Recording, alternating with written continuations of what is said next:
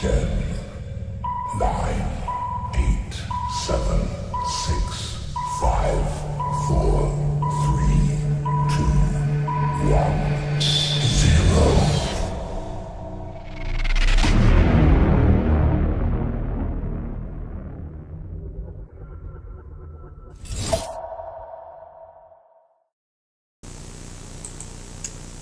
Well, today we're going to talk about mass killings, genocide, where thousands of souls are slaughtered.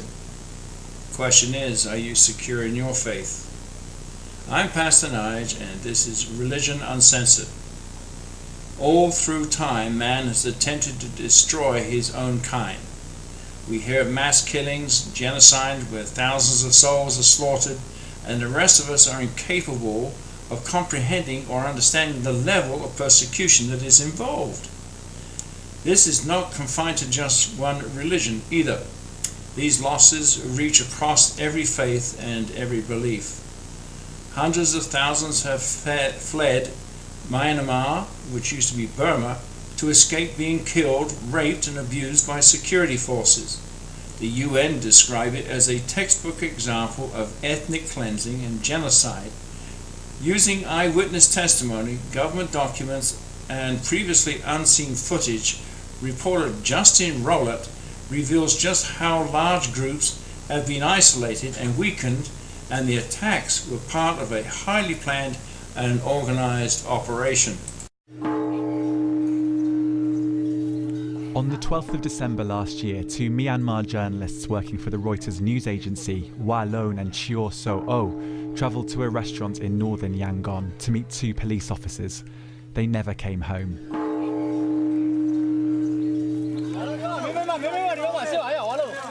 They were arrested and later charged under the Official Secrets Act for allegedly obtaining confidential documents. They're being held in a jail in Yangon. Tonight, Reuters have published what they believe was the real reason for their journalists' arrest, an investigation that focused on the village of Indin. The violence that took place here in late August and early September last year was echoed across parts of northern Rakhine State.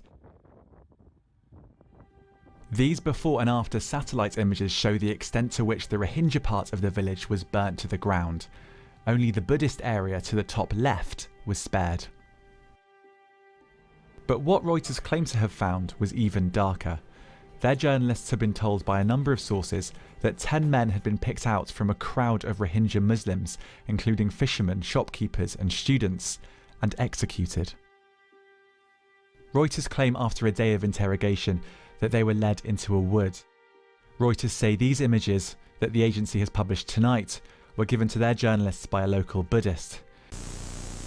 Next, in Yemen, Yemen has been locked in a civil war that has killed 10,000 people at least, and has pushed millions to the brink of starvation.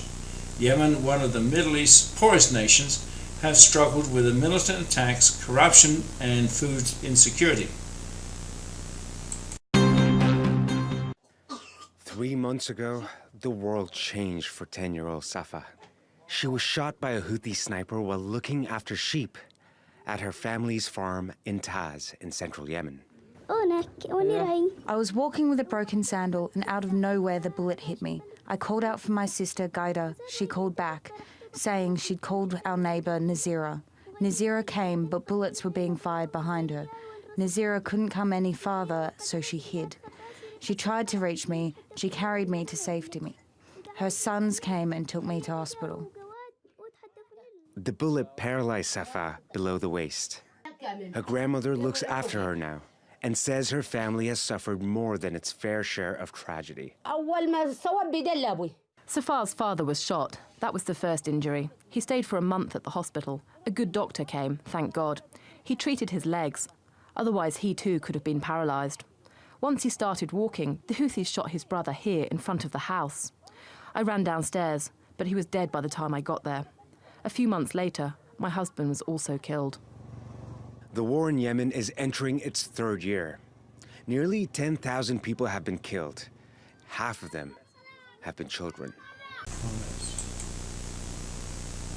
In the name of our God, Allah, Elohim, Jehovah, Adonai, I offer prayers and the following scriptures to those that are suffering, incarcerated, and dying for their beliefs.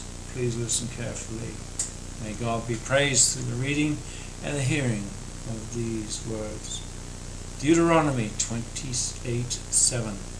The Lord will cause your enemies who rise against you to be defeated before you. They shall come out against you one way and flee before you 7 ways.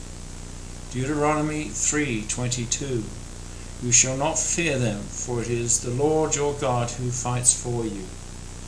Exodus 15:2. The Lord is my strength and my song, and he has become my salvation. This is my God, and I will praise him, my father's God, and I will exalt him. Deuteronomy 31:6. Be strong and courageous. Do not fear or be in dread of them, for it is the Lord your God who goes with you. He will not leave you or forsake you. Exodus 33:14. And he said, my presence will go with you, and I will give you rest. Leviticus 20:22. You shall therefore keep all my statutes and all my rules and do them, that the land where I am bringing you to live may not vomit you out. Deuteronomy 4:29-31. But from there you will seek the Lord your God, and you will find him, if you search after him with all your heart and with all your soul. When you are in tribulation, and all these things come upon you in the latter days, you will return to the Lord your God and obey his voice. For the Lord your God is a merciful God. He will not leave you or destroy you or forget the covenant with your fathers that he swore to them.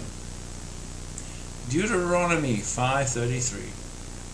You shall walk in all the way that the Lord your God has commanded you, that you may live, and that it may go well with you, and that you may live long in the land that you shall possess. Leviticus 26:6-9. I will give peace in the land, and you shall lie down, and none shall make you afraid. And I will remove harmful beasts from the land, and the sword shall not go through your land. You shall chase your enemies, and they shall fall before you by the sword. 5 of you shall chase 100, and 100 of you shall chase 10,000, and your enemies shall fall before you by the sword. I will turn to you and make you fruitful, and multiply you, and will confirm my covenant with you. In the name of our God, Allah, Elohim, Jehovah, Adonai, may God grant you peace. Amen. I'm Pastor Nige, and this is Religion Uncensored. Peace.